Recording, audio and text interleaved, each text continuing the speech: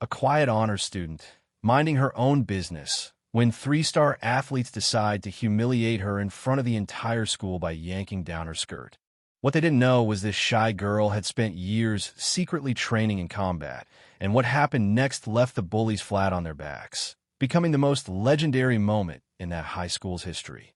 Yeah, that happened, and if you're ready for one of the most satisfying karma stories you'll ever hear, buckle up. Maya Carter was your typical introverted high school senior in Millbrook, Pennsylvania, a small suburban town where everyone thinks they know everyone. At 17, Maya had mastered the art of blending in simple ponytail, baggy sweaters, jeans, the invisible student who never stirred the pot. But behind that quiet exterior was a girl raised by a grandmother who had been teaching women self-defense since the 80s, when that was still radical. From age 8, Maya trained rigorously not just in physical moves, but in the mental discipline to stay calm under pressure and strike precisely when it counted.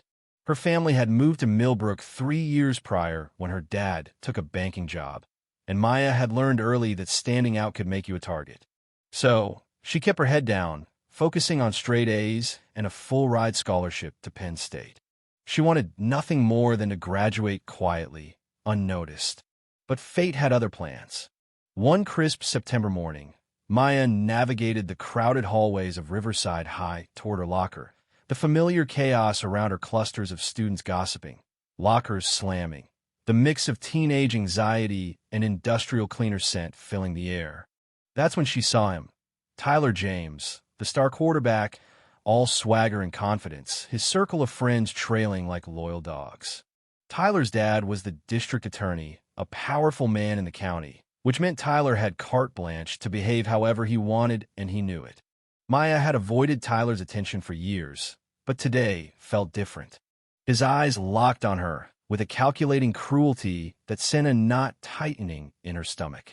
Rumors about Tyler's misconduct floated around school, whispers of unwanted touches, disrespect masked by his golden boy image, but no one dared challenge him.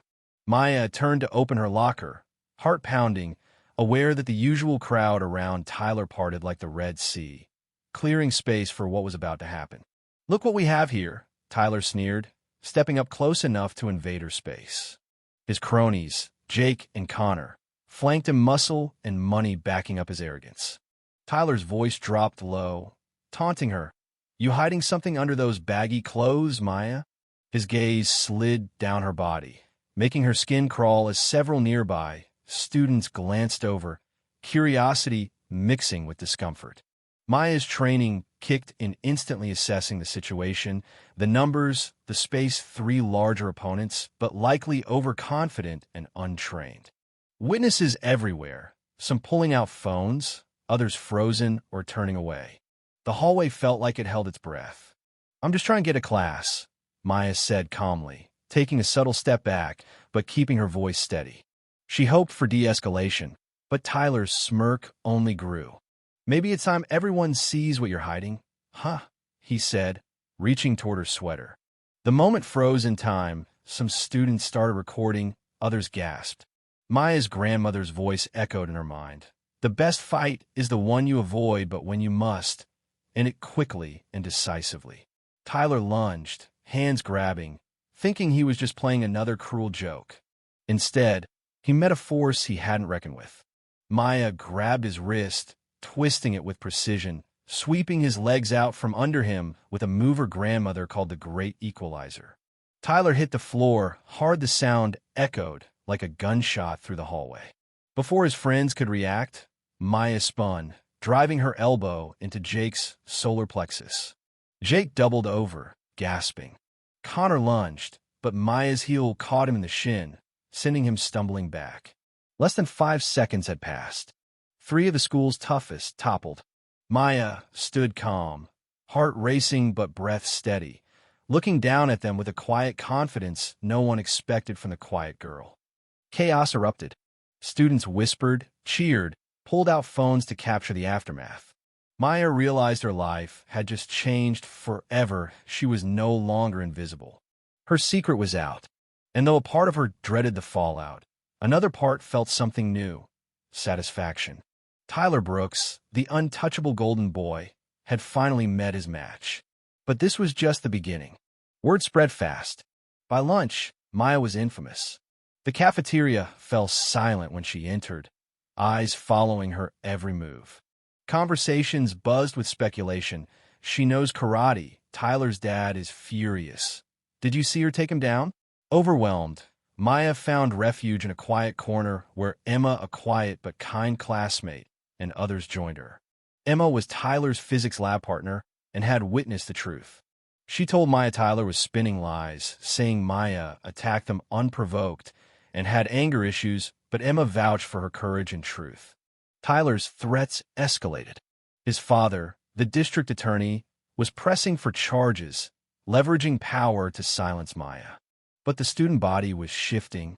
Half the school was terrified of Tyler. Half worshipped him, and Maya's stand flipped the dynamic. When Tyler stormed into the cafeteria later, glaring at Maya, the room fell silent, then erupted as half the students stood silently in support of her. Tyler backed down, his bravado cracked. Still, the district attorney's influence loomed. Maya was called to the principal's office, where she faced the man himself and his powerful father. The DA demanded evidence and pushed for Maya to apologize and accept punishment, an offer laced with threats. Maya's world narrowed to a choice: fight a legal battle that could ruin her future or accept an unjust settlement. The weight was crushing.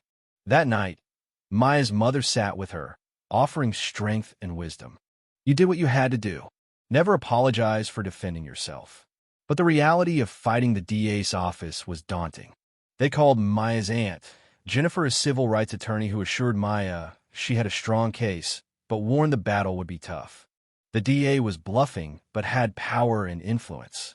Maya's parents decided she should stay home as Jennifer prepared a legal response. Meanwhile, Tyler's narrative was unraveling. More students came forward with stories of his harassment. Teachers quietly expressed support. Maya's cause was growing beyond herself. When Maya returned to school, her presence sparked change. Administrators started implementing anti-bullying policies, anonymous reporting, and sensitivity training. Tyler was suspended and eventually expelled. The Golden Boy's reputation lay in ruins. Maya found herself stepping into a leadership role, mentoring other students like Jessica, a transfer who had fled her old school due to assault and retaliation. Together, they built a culture where victims could speak without fear. Maya worked with the principal on programs to educate students about consent, respect, and accountability. Over time, Maya's story drew statewide and then national attention. She was invited to speak at conferences, helped shape legislation protecting students, and built a legacy beyond Riverside High.